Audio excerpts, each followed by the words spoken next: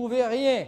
La Bible nous dit que l'infidélité, c'est un péché, c'est une faute de la volonté, c'est une décision de l'homme, c'est un péché, quoi. Alors pour eux, vous n'y pouvez rien, c'est dans vos gènes.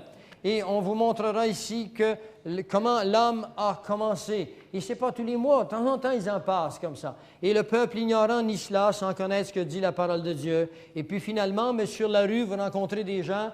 Comment pensent-ils? Eh bien, ils croient qu'ils n'y peuvent rien s'ils sont infidèles. C'est dans leur gène. Ils n'y peuvent rien s'ils sont de telle façon. Mon ancêtre était un singe. Et ils croient finalement qu'ils ont les réponses à la vie. Comment la vie a-t-elle commencé? Et ils le cherchent dans les microscopes, alors que la Bible, qui est infaillible, parce que d'autres savants, aussi savants qu'eux, ont prouvé avec des formules mathématiques que la Bible ne peut se tromper à cause des formules mathématiques qu'ils ont découvertes. Et finalement, ils ont préparé l'humanité. Si jamais en Europe ou ailleurs sort un homme hors de l'ordinaire avec du charisme, tant et aussi longtemps qu'ils ne seront pas entièrement prêts, ils écraseront cet homme parce que qu'est-ce qui arrive au leadership dans le monde? Eh bien, il n'y en a plus de leadership. C'est ce que cet article veut montrer. Il n'y a plus aucun chef qui est digne d'un chef qui peut amener l'humanité là où eux veulent l'amener. Et c'est ainsi que bientôt paraîtra un homme d'un grand pouvoir, avec un charisme que l'humanité n'a jamais connu encore. Et cet homme séduira des foules. Il les séduira par la technologie, par des prodiges, par des miracles. Et si vous ne savez ces choses, vous serez séduits. Nous ne sommes pas les enfants des ténèbres pour que ces choses vous surprennent. Maintenant, je voudrais continuer dans le même ordre d'idées avec le résultat de tout ceci, de ce contrôle monétaire. Je voudrais que vous preniez un instant quelques points d'observation sur ce billet que vous voyez, qui est le dollar américain. Ce que vous voyez à gauche, c'est l'œil qui voit tout, dont je vous ai parlé. Essayez de le reconnaître parce que vous le verrez partout aujourd'hui. Vous le verrez sur les jeans, vous le verrez sur les sous-vêtements, vous le verrez partout. Non, je n'ai pas fini. Ah bon, c'est ça, l'œil qui voit tout, qui est sur un triangle, qui est la pyramide, qui contient 13 étages. 13 est le signe de la rébellion. Et en dessous, vous verrez MD, CC, LXX, V1. Ce sont des codes, ce sont des signes romains qui veut dire 1776. En haut, c'est marqué Annuit Coptis, annonçant la naissance. En bas, Novo Ordo Seclorum, d'un nouvel ordre mondial. Et c'est M. Franklin Roosevelt qui a placé ce signe sous les influences d'un comité de ministres qui était là à l'époque et qui a créé le New Deal après la dépression de 1929. Et le New Deal, c'est une organisation maçonnique et Illuminati dans le but d'amener le peuple américain dans une dette insurmontable et d'amener le Canada dans une dette insurmontable par des abstractions qu'on a crues des choses concrètes qu'on appelle des intérêts. Les intérêts sont des abstractions, ce n'est pas de l'argent qui a été créé, ce n'est pas de l'argent qui a été gagné, c'est de l'argent qui monte d'elle-même à partir d'une équation. Et nos meilleurs économistes ont cru que c'était vrai. Et la dette du Canada est rendue à 600 milliards de dollars. Et si vous ajoutez la dette des provinces, la dette des commissions scolaires, la dette des particuliers, le Canada a une dette de 2,4 trilliards de dollars. Celle des États-Unis s'élève à près de 26 trilliards de dollars. Ce qui est irrécupérable, et c'est ce qu'ils veulent que ce soit récupérable, parce que bientôt la Banque mondiale, le Fonds monétaire international, viendra demander au Canada de lui remettre le Canada, c'est-à-dire nos routes, nos pouvoirs électriques, nos mines et les cerveaux du pays, afin qu'eux puissent se payer sur cette dette qui a été créée à partir de rien, avec des intérêts dont l'argent n'a jamais été créé. J'aimerais vous lire ici juste un petit document qui est écrit par Don McElvaney, qui est un chrétien, bien sûr, mais qui est un financial reporter. un reporter financier américain qui est lu dans 52 pays à travers le monde. Voici ce qu'il nous dit. Alors, c'est Don McElvaney qui parle. Il dit, le général George Keegan, ex-tête de US Force Intelligence, c'est-à-dire de l'aviation américaine, m'a dit personnellement qu'il croyait qu'il y a environ 50 000 agents du KGB dans les États-Unis aujourd'hui, qui sont là avec la philosophie que je vous ai montrée dans le but de transformer la vie américaine et de l'amener au même niveau que la vie qui se passe en Russie. Il nous dit ceci, il y a un livre qui s'appelle « When Time Shall Be No More », quand le temps n'existera plus.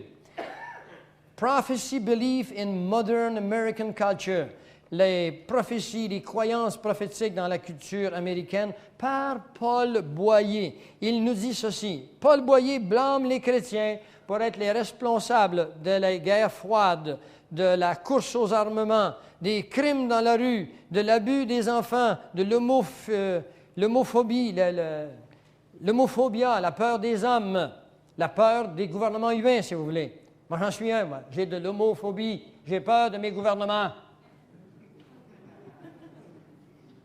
Je parlais avec quelqu'un hier qui était très proche de moi, qui me disait « Le gouvernement, c'est nous! » Ben, j'ai dit « Viens ici, on va s'asseoir, on va se parler, toi. »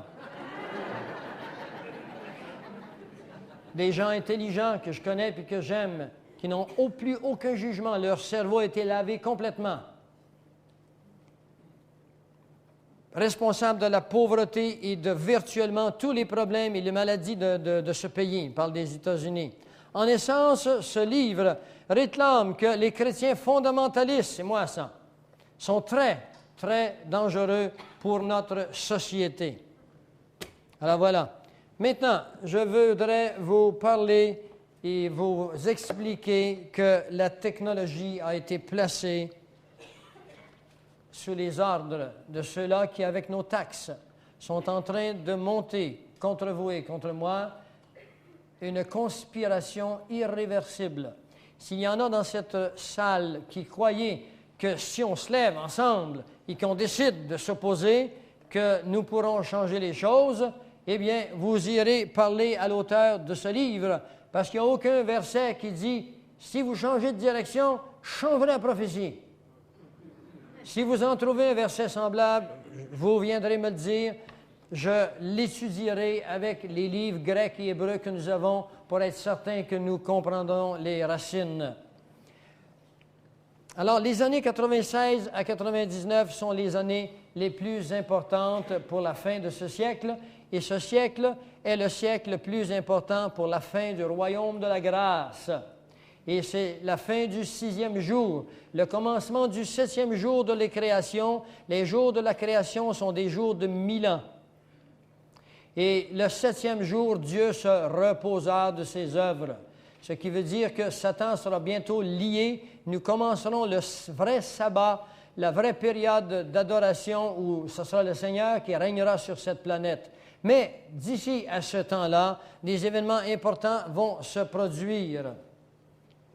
Je voudrais vous amener dans un verset qui se trouve dans Isaïe 46. Vous n'êtes pas obligé de le lire, je vais essayer de le faire pour vous. Habituellement, j'y arrive assez bien.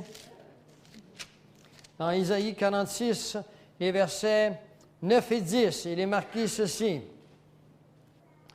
Souvenez-vous de ce qui s'est passé dès des temps anciens. Car je suis Dieu, et il n'y en a point d'autre. Je suis Dieu, et nul n'est semblable à moi. Et au verset 10, il dit, « J'annonce dès le commencement ce qui doit arriver, et longtemps d'avance ce qui n'est pas encore accompli. Je dis, mes arrêts subsisteront, et j'exécuterai ma volonté. C'est moi qui appelle de l'Orient un oiseau de proie, d'une terre lointaine, un homme pour accomplir mes desseins. » Alors voilà ce que Dieu est en train de nous dire, c'est qu'il a annoncé d'avance ce qui était pour arriver. Et si vous ne me croyez pas, allez vous acheter des livres d'histoire, lisez la prophétie et regardez ce qui est arrivé dans le passé. Et tout s'est réalisé au jour, à l'heure.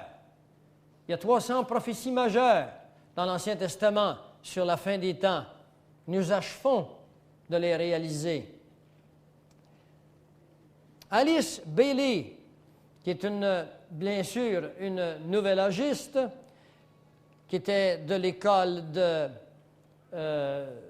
la théosophie, nous dira ceci, c'est qu'elle a eu un jour une vision, elle a eu un jour une rencontre avec un esprit qui s'appelait Djwal Khul, qui s'appelait Djwal Khul. Vous savez, il y a de la misère un peu avec mon hindou. Djwal Khul. Et Djwal Khul lui a montré exactement ce qui allait arriver à la fin des temps, comment la hiérarchie des esprits allait bientôt s'emparer du monde entier. Alice Bailey nous prophétisera ces choses qui viennent du monde des esprits, et ces choses sont entièrement correspondantes avec ce qu'un homme qui est le grand prêtre de la franc-maçonnerie internationale, qui s'appelle Albert Pike, nous décrira dans son livre des dogmes et morales de la franc-maçonnerie. Et ces choses se sont réalisées aux dates précises, incluant la guerre 14-17, la guerre 39-45 et celle qui vient sur le monde actuellement. Aleister Crowley, que la reine Élisabeth qualifiera du plus grand sorcier que l'Angleterre n'ait jamais connu, nous dit qu'un jour il fit la rencontre de Horus. Horus, c'est le roi Soleil, le grand esprit Soleil, que de grands événements arriveraient à partir de 1993 et qu'il y aurait beaucoup de sang versé dans les années 40. Eh bien, je voudrais que vous sachiez que ces événements sont arrivés dans les années 40, la guerre 39-45, mais il lui dira qu'après les années 93 commencera une période irréversible de troubles dans le monde qui aboutiront à l'abandon total de toute organisation sociale, vers la guerre la plus affreuse que l'humanité n'ait connue. Et ça a été révélé à Aleister Crowley, qui se déclarera le plus grand maçon au monde. Le groupe Rockefeller auront un grand party en 1999, je vous en ai parlé tantôt, et cette société s'appelle The Millennium Society. Les résultats de tout ce globalisme de notre société, c'est qu'il y a un plan des Illuminati. Et ce plan se fait à travers un réseau d'hommes, à travers les gouvernements, les religions, la politique, et nous sommes tenus en échec par le système monétaire. Attendez-vous que les impôts vont encore augmenter, parce que les gouvernements seront encore obligés de faire des coupures, parce que les gouvernements sont obligés de prendre leur argent dans des banques privées, anticonstitutionnelles. Les banques privées prennent leur argent nulle part, le prêtent à nos gouvernements, et vous et moi sommes obligés de le remettre avec des intérêts à partir des contrats qu'ils ont créés sans votre permission. Parce que selon la Magna Carta, selon le British Common Law et selon la Constitution canadienne, quand vous entrez en contrat avec quelqu'un, vous devez en connaître tous les alinéas de ce contrat. Vous n'avez pas signé en pleine connaissance de cause. Et nous sommes pris à remettre des dettes immenses. Et quand nous arriverons en l'an 2005, si vous étiez encore là, où l'argent que l'on prendra des contribuables, leur laissant uniquement le dollar nécessaire pour s'acheter du lait et du pain, parce qu'on aura besoin à ce moment-là, par l'accumulation de la dette, l'ensemble total de vos revenus, et ces revenus ne suffiront plus à payer les intérêts, eh bien, quand on arrivera à ce point-là, ce sera évidemment impossible de continuer à fonctionner. Le pire que nous pouvons aller, c'est l'an 2005, selon les mathématiques des meilleurs comptables. Mais je voudrais que vous sachiez qu'eux n'attendront pas jusqu'à ce moment-là. Il y a un contrat qui se signe à tous les 10 ans avec les banques. Et cette année, le contrat a été signé en 1992 pour 5 ans. Ajoutez 92 plus 5, ça donne 1997. Et j'ai, moi, ces documents que nous vous mettrons dans la cassette. Ce qui veut dire qu'il y a un plan et qu'il y a un réseau pour exécuter ces plans.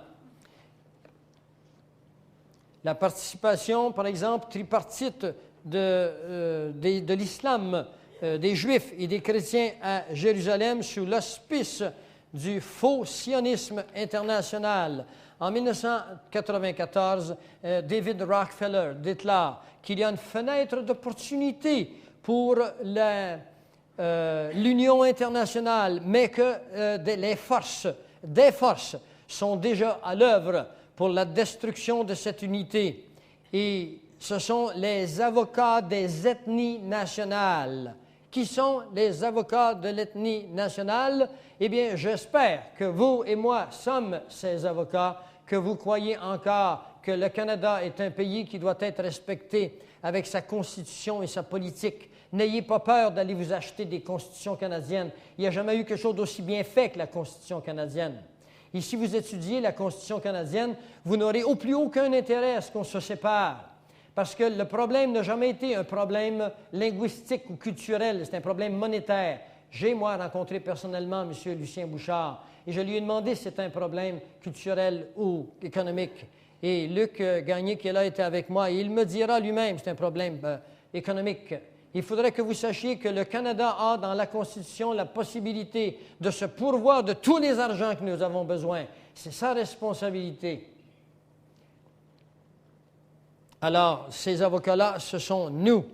Maintenant, si vous allez dans Apocalypse 13 au verset 17, vous aurez la confirmation de cela, parce que ces hommes qui savent que ceux qui attaquent le mouvement de globalisme sont ceux qui ont la lumière, mais ils ont préparé des plans pour vous et pour moi, et les plans sont les suivants. Apocalypse 13, le verset 7 nous dit, « Il lui fut donné de faire la guerre aux saints. » Et là, il y a une virgule. Il est marqué « et de les vaincre ». Cela veut dire que les croyants, durant cette période où le gouvernement mondial prendra autorité sur toute langue, toute tribu, toute nation, tel que vous le trouverez dans Daniel 7 au verset 23, eh bien, lorsque ce gouvernement arrivera au pouvoir, les gens qui seront là seront vaincus. Ils seront mis à mort. Mais je vais vous montrer tantôt comment ne pas être mis à mort et comment ne pas être vaincu. Je vous prie de rester avec moi encore pour quelques heures. Enfin.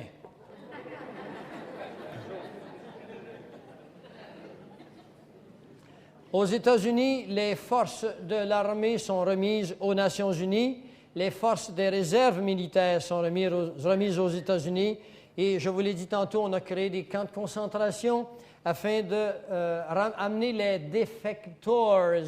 Les défecteurs, ce sont tous ceux-là qui ne voudront pas se conformer pour être reprogrammés et être mis à mort s'ils sont non programmables.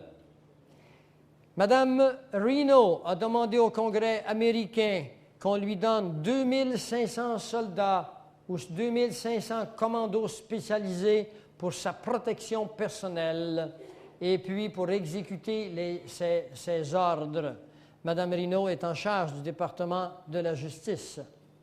C'est elle qui a permis que la branche davidienne soit exécutée. La plupart d'entre vous croyez que David Koresh a arbitrairement mis feu au complexe en tuant 17 enfants et 85 personnes. Vous vous trompez, mes amis. C'est l'armée américaine qui, avec ses bulldozers, a fait rentrer du gaz, du Népal à l'intérieur de la bâtisse et qu'ils ont mis eux-mêmes le feu. Il y avait sur le toit de cette bâtisse des hommes qui étaient les bodyguards d'un homme qui s'appelle Bill Clinton. Ils ont été tués dans l'avion, ces deux hommes-là, faisant croire qu'ils ont été tués par la branche davidienne à l'intérieur parce qu'ils en savaient trop sur le passé de M. Clinton. Maintenant, écoutez bien ceci. Le KGB, le 4 juillet 1994, le KGB et le FBI américain se sont fait un party et sont devenus une seule et même organisation. Si ça ne vous fait pas sursauter, c'est parce que là, vous avez perdu les notions de nationalité. Vous avez perdu les notions de morale. Vous avez perdu les notions d'un peuple qui pensait qui pensait selon la parole de Dieu, parce que les États-Unis d'Amérique étaient un peuple choisi pour faire connaître la parole de Dieu, et ce peuple s'est prostitué. Un homme du nom de Sergio Stapashin déclara ceci. Il déclara que maintenant, les agents du FBI se promènent librement dans les cachettes du FBI et que le FBI que le KGB en fait autant aux États-Unis. Pourquoi? Parce que, dit-il, nous avons maintenant des buts en commun et nous sommes, dit-il, animés par des mêmes objectifs. Et vous trouverez cela presque mot à mot dans Apocalypse 17, le verset 13, où il vous est dit, « Ils ont un même dessein et ils donnent leur puissance et leur autorité à la bête. » Ce qui est important, c'est qu'ils ont un même dessein. Ils ont un même esprit, et c'est un esprit universel. Il existe maintenant aux États-Unis un super ordinateur qui s'appelle le nouveau B666. C'est un programme de contrôle humain par toutes les forces policières américaines. Et il a un nom particulier. Son nom, c'est Lucid. Lucid vient du mot Lucifer. Et il possède dans cet ordinateur une carte biométrique universelle. Et dans cette carte biométrique apparaîtra votre ADN, vos empreintes digitales, l'empreinte de vos orteils. L'iris sera pris en photographie. Tout sera là. Et sur ce programme, il y a de la place pour 2000 pages d'informations sur votre cas. Dans un Popular Mechanic aux États-Unis, ce qu'on a publié au mois de mai, on parle de satellites espions qui ne sont pas là pour regarder si les nuages vont bientôt éclore et laisser verser leurs eaux sur l'Arizona ou bien sur le Saguenay. Il est là, ce satellite, dans le but d'espionner tout ce qui se passe à la surface du globe, voir les déplacements même des armées. C'est ainsi qu'on savait qu'il y avait des problèmes qui se passaient avec les Kurdes et avec M. Saddam Hussein. Il existe aux États-Unis un téléviseur qui s'appelle Interactive Bidirectional Optic TV. Téléviseur bidirectionnel interactif. Les compagnies ont reçu des ordres du gouvernement de placer dans des appareils télévisés, dans des téléviseurs, des appareils qui permettent au gouvernement de voir ce qui se passe dans votre chambre à coucher lorsque la télévision est dans votre chambre à coucher. En d'autres mots, quand vous regardez la télévision, vous voyez l'image, mais selon le contrôle du gouvernement, celui-ci peut voir en même temps ce qui est devant vous. Internet est maintenant sous le contrôle du gouvernement américain et en 1980, à la fin des années 96, Internet sera contrôlé par le gouvernement américain. Il existe un bill qui est cédulé pour passer. Il n'est pas passé, mais il passera en 1998. Et ce bill s'appelle Privacy Telephone Act. Vous répétez avec moi, Privacy Telephone Act. Et dans le Privacy Telephone Act, 1 500 000 téléphones par jour seront écoutés à volonté du gouvernement. Dans un journal américain, on a un article intitulé « Terrorists go nuclear ». Les terroristes se préparent à des attaques nucléaires. Et sans doute que cela arrivera très prochainement. Une ville ciblée aux États-Unis explosera. Il y aura une bombe atomique, une bombe nucléaire. Et là, le but de cela, et je ne me gêne pas pour le dire, parce que j'ai chez moi une cassette qui est fait par un homme qui s'appelle John Stockwell. Et John Stockwell était le directeur général de la CIA pour la région de l'Angola. My expertise, as you know, is CIA, Marine Corps, 3 CIA secret wars. I had a position in the National Security Council in 1975 as the chief of the Angola task force running the secret war in Angola. It was the third CIA secret war I was part of. Trying to summarize this third world war that the CIA, the U.S. national security complex with the military all interwoven in it in many different ways, has been waging. Let me just put it this way. The best heads that I coordinate with studying this thing, we count at least minimum figure 6 million people who've been killed in this long 40-year war that we've waged against the people of the third world. John Stockwell nous livre les secrets de la CIA et nous montre que les gens croient que la Deuxième Guerre mondiale est terminée, mais que seulement la CIA ont mis depuis 1945 jusqu'à 1994 où cette cassette est enregistrée, un minimum de 6 millions de personnes à mort sur les ordres de la CIA. Quand les gens disparaissent, ce n'est pas toujours des bandits que vous pensez, c'est d'autres sortes de bandits qu'on ne pense pas.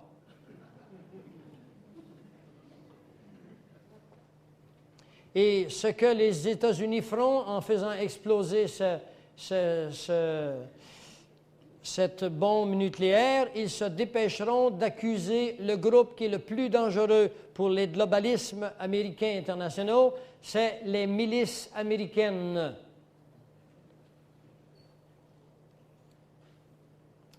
Est-ce que vous vous souvenez de ce qui est arrivé en Oklahoma il y a environ 1 an et demi? Qu'est-ce qui est arrivé? Il y a eu une bombe qui a explosé et on blâmera bien sûr un jeune homme du nom de Timothy McVeigh. Les États-Unis entiers regardent McVeigh comme un grand criminel.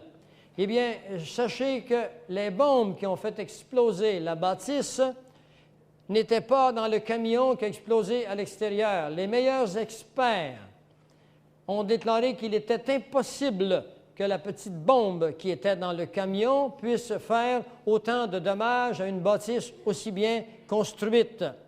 Cette explosion venait de l'intérieur. Il y avait 2 bombes.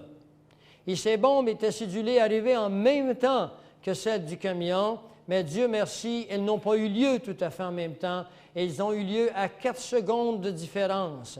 Et les sismographes de l'État de l'Oklahoma ont enregistré ces choses et on m'a, quelque temps après, parce que je suis en communication avec des individus qui sont en communication avec des individus qui sont en communication avec d'autres individus, j'ai eu la chance d'avoir ce fax chez moi avec le graphique du sismographe et je pense que je l'ai quelque part ici, mais j'ai oublié de...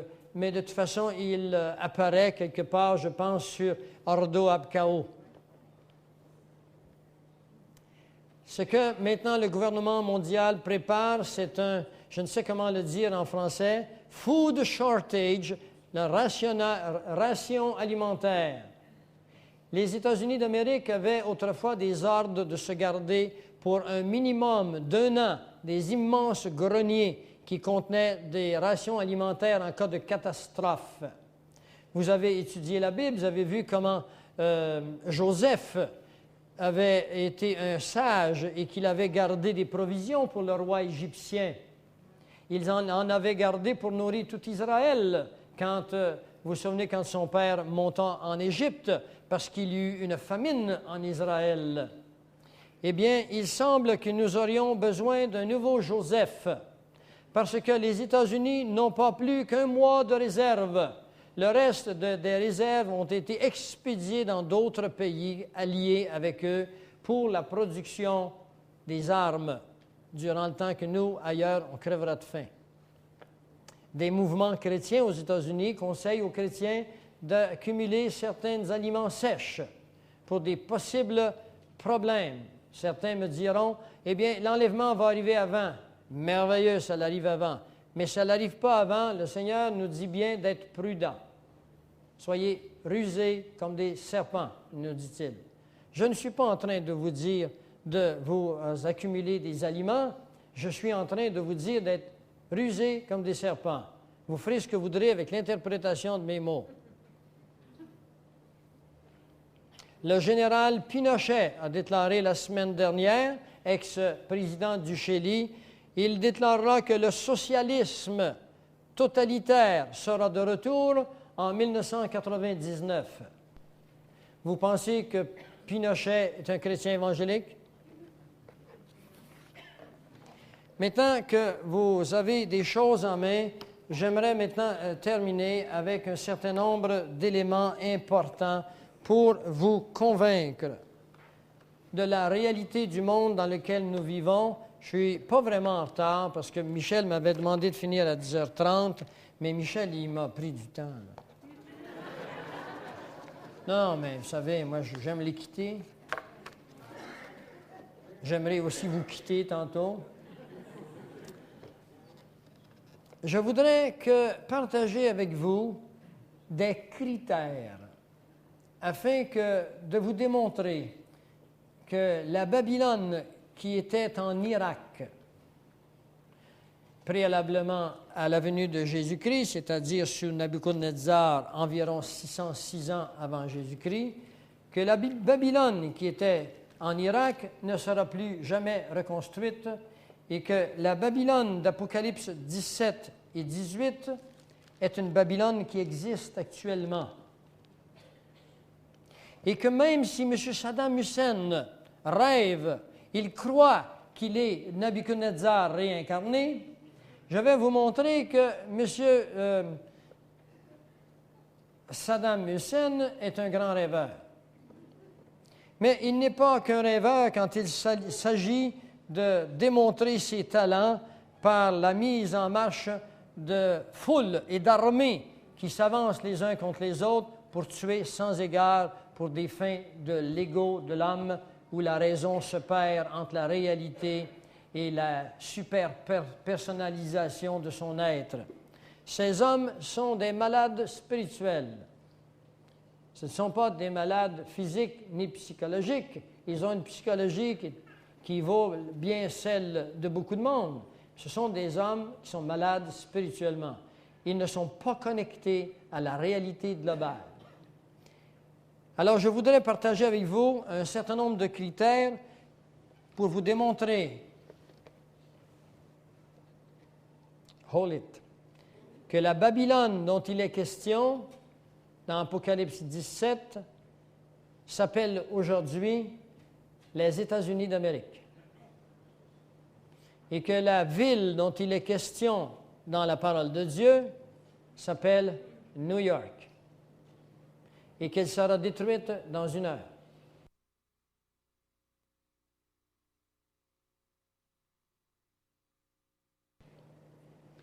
Voici un certain nombre de critères. Dans Apocalypse 17, au verset 18, il est dit ceci. « Babylone sera une grande ville à la fin des temps. Et la femme que tu as vue, c'est-à-dire cette institution, cette entité, c'est la grande ville qui a la royauté sur les rois de la terre. » Je voudrais que vous sachiez que la bâtisse des Nations unies est à New York. Il n'existe aucune ville au monde qui a en sa possession la royauté des rois de la terre que la bâtisse des Nations unies qui est à New York. Un autre critère. Babylone aura un grand port de mer. Et tous les pilotes, tous ceux qui naviguent vers ce lieu, les marins et tous ceux qui exploitent la mer, se tenaient éloignés. Croyez-vous qu'en Irak, il y a une mer dans le désert? Est-ce que vous savez que New York est bâti sur le bord de l'océan Atlantique? Ce ne sont que quelques critères. Il y en a tout près de 100. Nous allons en partager 10 ou 12. Le troisième critère. Babylone sera un centre économique et commercial du monde et que les marchands de la terre se sont enrichis par la puissance de son luxe. Il n'y a aucune ville au monde où il y a autant de luxe que New York. Il n'y a aucun pays au monde où il y a autant de richesses qu'aux États-Unis. Apocalypse 18, 3. Apocalypse 18, 19 nous dit « La grande ville où se sont enrichis par son opulence tous ceux qui ont des navires sur la mer, en une seule heure, elle a été détruite. » Je voudrais que vous sachiez que les Russes possèdent 42 sous-marins nucléaires silencieux. Et sur chacun de ces navires, il y a 200 ogives nucléaires à 4 têtes, prêtes à partir et à détruire les principales villes américaines. Ces navires sont sous l'eau actuellement et les États-Unis sont incapables de les repérer à cause d'une technologie spéciale pour empêcher leur apparition sur les radars. Et ça, ce sont des experts de l'aviation qui les révèlent. Je les ai quelque part dans ces livres. Il est facile de s'approcher à 100 000 des côtes américaines durant la nuit, faire surface, et avec les ondes par satellite, de lancer quelques petites bombes sur les principales villes américaines, détruire les camps militaires, et dans 1 heure, Babylone est détruite. Ce n'était pas une expression biblique pour le temps de Nabuchodonosor. Il n'existait à l'époque aucune forme d'empire militaire capable de détruire presque un monde dans 1 heure. Ces versets sont pour notre temps. 4e critère, Babylone est un pays avec de grands fleuves. Voici ce que la Bible nous dit. Nation puissante et qui écrase tout et dont le pays est coupé par des fleuves.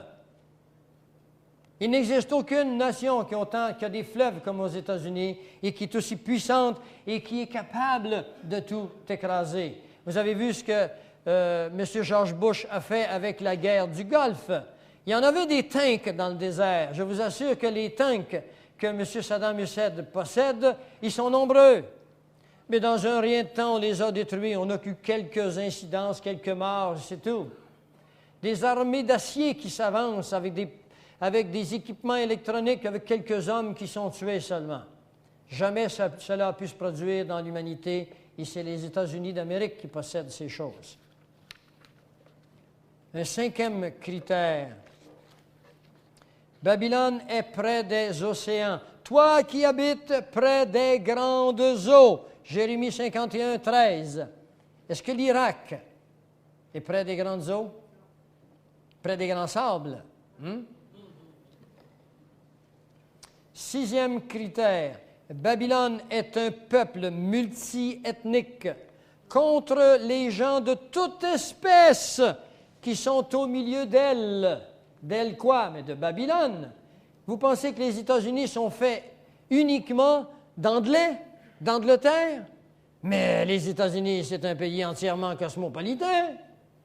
Et quelqu'un me dira, oui, mais c'est la naissance de l'ancien empire romain. Et je peux certainement être d'accord avec cela.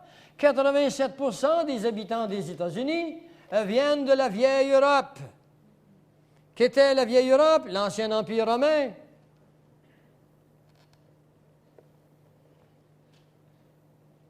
Septième critère. Babylone a une nation mère qui demeure de sa naissance à sa mort. Votre mère, l'Angleterre, est couverte de confusion. Celle qui vous a enfanté rougit de honte. Qui a enfanté les États-Unis? L'Angleterre, le lion, qui eut des lionceaux, qui s'appelle le Canada, les États-Unis d'Amérique, la Nouvelle-Zélande et l'Australie. La mère de Babylone a comme symbole le lion. Ils rugissent ensemble comme des lions, et ils pousseront des cris comme des lionceaux. Jérémie 51, 38. Ça va? 9. Le 9e critère. Les dirigeants de Babylone ont recours à l'astrologie et aux sciences occultes pour être guidés. Tu t'es fatigué à force de consulter. Qu'ils se lèvent donc ceux qui te sauvent, ceux qui observent les astres, qui annoncent d'après les nouvelles lunes ce qui doit arriver. Isaïe 47, verset 13. Est-ce que vous savez qu'à la bâtisse des Nations unies, au dernier étage, il y a une chambre, et dans cette chambre, il y a 10 sièges. Est-ce que vous savez que le Club de Rome a divisé le monde en 10 biorégions? Est-ce que vous savez que l'ancienne Atlantide était composée de 10 biorégions? Est-ce que vous savez que l'Atlantide avait la même philosophie que les globalistes d'aujourd'hui, dont les racines sont les mêmes, Lucifer? Est-ce que vous savez qu'il existe dans cette chambre aux Nations Unies un œil qui voit tout? Il existe un hôtel où ces gens entreront en communication avec leur Dieu, qui est le Dieu Baal, le Dieu entièrement païen. Et voilà, ces personnes, tous les présidents américains, incluant Kennedy, ont consulté des astrologues. Jane Dixon se vante. Moi, j'ai vu Jane Dixon en personne. Je ne vous dis pas que je l'ai connue personnellement, mais je l'ai vue à 2 reprises dans des conférences où j'allais aux États-Unis. Bien cotées, des belles conférences, mais on ne distingue pas entre ce qui est subtil, ce qui est concret, entre le bien et le mal, parce qu'on se fout de la parole de Dieu dans ces endroits très professionnels de cheminement. Eh bien, Jane Dixon se vante d'avoir été consultée par la plupart des présidents américains depuis Kennedy, depuis M. Truman, jusqu'à aujourd'hui. Je ne m'embarquerai pas pour vous parler des alliances de M. Truman avec ce monde qu'on appelle le monde des extraterrestres, qui n'est qu'un monde d'esprit, si vous voulez, démoniaque. Pour ceux qui croient qu'ils viennent d'autres planètes, rectifiez votre tir. Ils ont toujours été là. Ils étaient là au début de la création, ils l'ont été du temps de Noé, et il en est de même que maintenant. Ce sont eux qui ont emporté la sorcellerie dans le monde, ce sont eux qui ont eu des relations sexuelles avec les femmes de l'époque, qui ont engendré des géants et que nous retrouvons dans la mythologie grecque. Sachez que la parole de Dieu est parfaitement correcte là-dessus. Vous trouverez ça dans Genèse 6, les versets 1 à 6, et vous le trouverez dans Jude 6 et 7. Et s'il y en a qui cherchent vraiment à connaître comment était le monde à l'époque, allez dans les librairies, allez vous acheter un livre qui s'appelle le livre d'Enoch. Et vous retrouverez dans le livre d'Enoch, vous trouverez des versets qui sont tout à fait conformes à la parole de Dieu. Je ne vous dis pas que c'est un livre inspiré. C'était le livre le plus populaire du temps de Jésus. Mais vous verrez qu'il n'y a rien qui n'est pas cohérent avec la parole de Dieu dedans. Nous sommes rendus à 9. Bon, nous sommes rendus à 10. Il y a un deuxième. Il cria d'une voix forte, disant, « Elle est tombée, Babylone la grande, elle est devenue une habitation de démons, un repère de tout esprit impur. Les États-Unis d'Amérique sont remplis du nouvel âge. Partout dans les hôtels, les fins de semaine, des gens se rassemblent. Il y a des millions de personnes qui ont donné leur vie à des mouvements quelconques qui leur apprennent qu'ils sont des dieux, que nous sommes le fruit de l'évolution, et que par la méditation, ils vont, par l'élimination, devenir des dieux, qu'ils vont changer, qu'ils vont faire venir des esprits sur terre et qu'ils vont changer l'homme d'aujourd'hui pour faire un nouvel homme.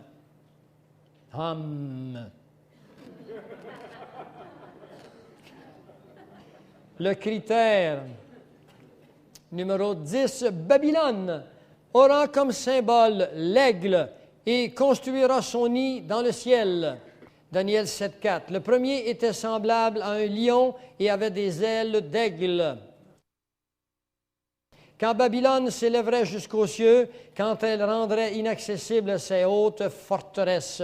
Jérémie 51, 3. Il s'agit ici des satellites placés dans l'espace, qui sont là et qui observent tout sur la planète Terre. Et Babylone